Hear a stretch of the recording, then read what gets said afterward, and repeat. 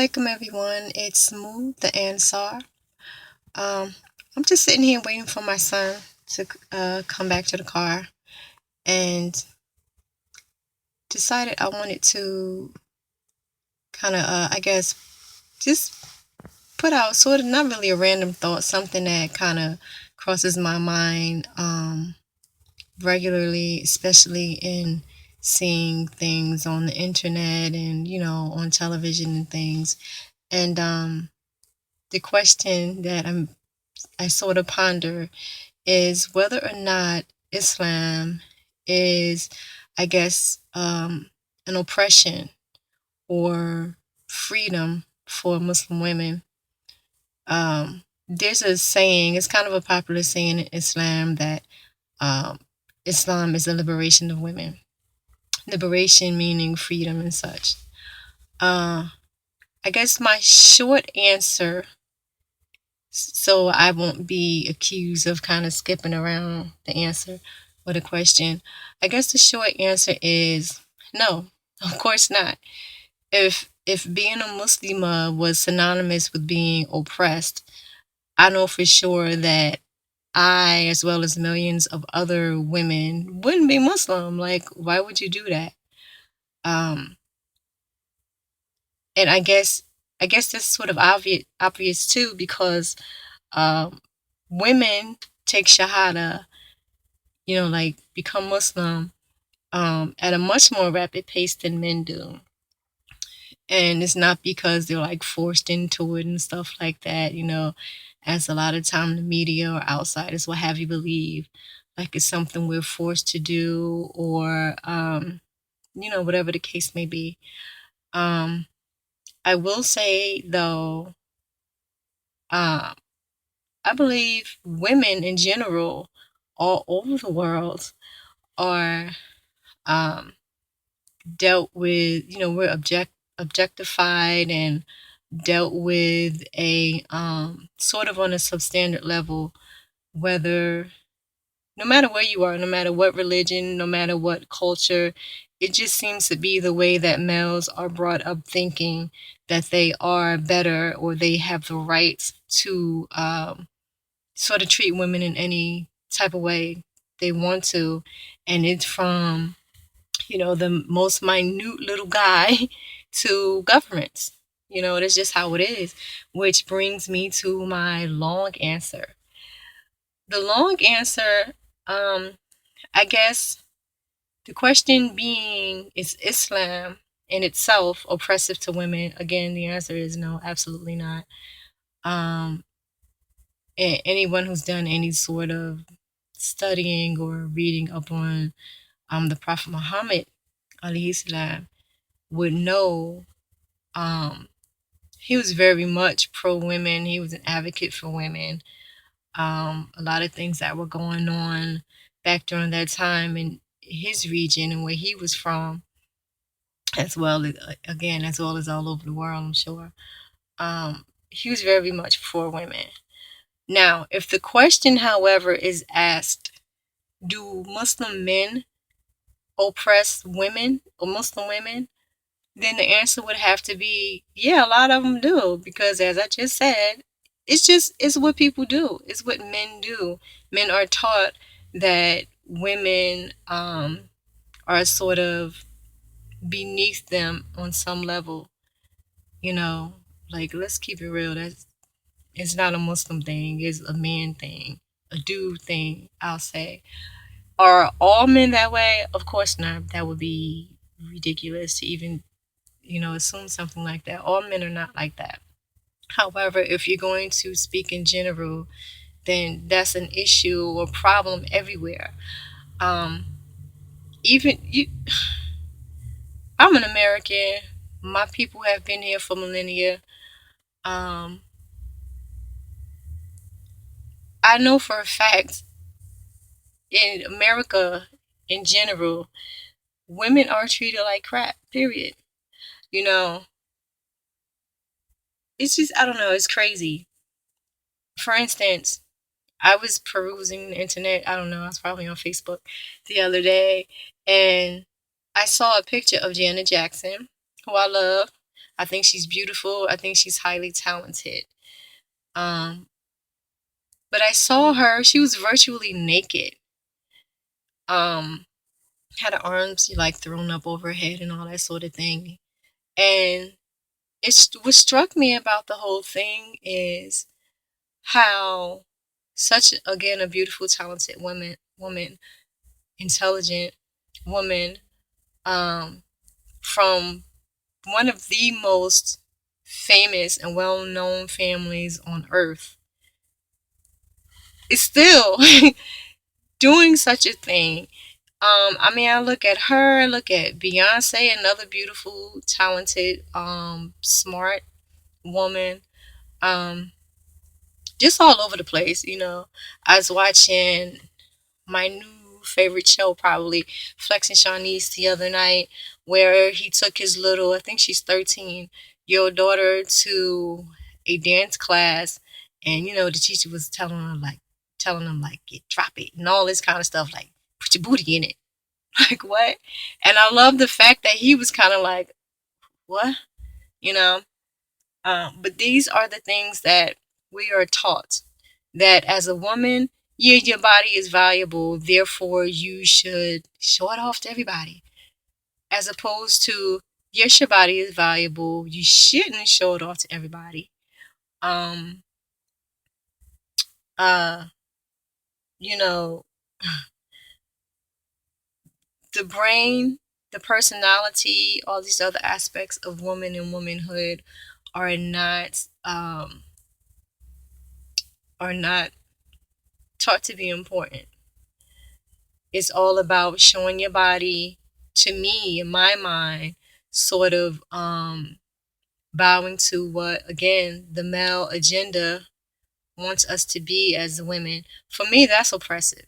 For me, being sexy, you know, or teaching your daughter to be sexy, i.e., looking good enough to have sex with, not to be honored, not to be married, not to any of those things, just to do things that's going to make your booty show, do things that's going to make you look hot, do things that's going to make somebody want to lay up with you.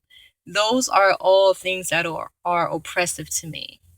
So, um, when I hear people like Bill Maher, or you know, these people who give so-called commentaries, don't even ask the Muslim women what we think or what we feel.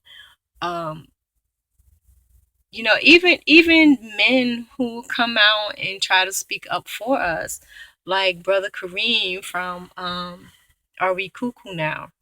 Yeah, Are We Cuckoo Now? Which big ups to him, I love the work he does. uh but still no one asks us what do we think, you know. um and respectfully, of course. um you know, the bottom line is, because I think I'm starting to digress mentally, I got a lot going on in my head right now. But again, I do not feel that Muslim women are oppressed Islamically. If you talk about culture and you talk about individual men or any of those things, then we're no different than the next woman, you know? Yeah, some people do that. But it's up to us as women, I believe, to, um, if at all possible, some women are in positions where they're not able to stand up for themselves. However, we have to have the self esteem, I guess, the good sense, the ability to look at ourselves and see our own self worth, and to say, yo, you're not going to treat me that way. I'm not going to be such and such and such because this is good for your ego. Or I'm not going to do such and such so that, you know, your sexual or lustful desires can be, you know, sort of tamed or stroked, or those sorts of things. And to me, as a woman who um I think I could sort of think on my own and I research on my own and I come, with whatever, be it Islam or whatever, algebra or whatever. Um, I look at it, I analyze it, and I come with my own, decisions and my own, I guess, conclusions that for me, Islam and a Muslim woman covering and a Muslim woman different rules and things that as Muslims we have to uplift and uphold. Um, it's not only is it not an oppression, the reason for doing such things is so that we a couple of things so that we will not be oppressed. We won't allow ourselves to be oppressed because Islamically, that's a big no-no. Whether whatever you're talking about, whether it's dealing with credit card interest or whatever, if it's something that is going to belittle you, put you down, oppress you, then it's something that we're to stay away from. So for the Muslim women to cover, to whatever, not be outside at night alone and these different things. It's for our own protection and it's to hinder us being oppressed on whatever level. So, for instance, because again, I feel like I'm digressing mentally. Um, for instance, my covering, whatever I look like under this, all of this, whatever I look like under these clothes, it's not for the world to know. It's none of your business, quite frankly. Whatever my hair looks like and all that. But it how can I say? It forces a person to know me from me. It forces when I go for a job interview, you don't need to see my cleavage. What that got to do with me, mopping up or, in my case, I'm a nurse. What's that have to do with how well I can help a patient? With what my cleavage is like or what my hair looks like? That's none of your business. What you need to know is what I know and what I can offer, period. Um, I think respectfully, I think that we as women on a whole have fallen fallen to such thinking and really kind of believing like our power is in our body and our power is in gyrating or I see online where folks have these young girls, man, like telling them to twerk it like Miley. And seriously, like, I don't know, that's crazy. I have two daughters and one is a teen, one is 9 years old. Inshallah, I should be nine shortly. um I let it be known to them, none of that. Not now, not when you leave my home, because to be sexy is not a thing of honor so far as out in the world. Now, if you know you look good and all that kind of thing, then that's fine. That's good for you. When they get married, inshallah, that's good for your husband. However, everybody is not worthy of um everyone is not worthy to see or to know certain things.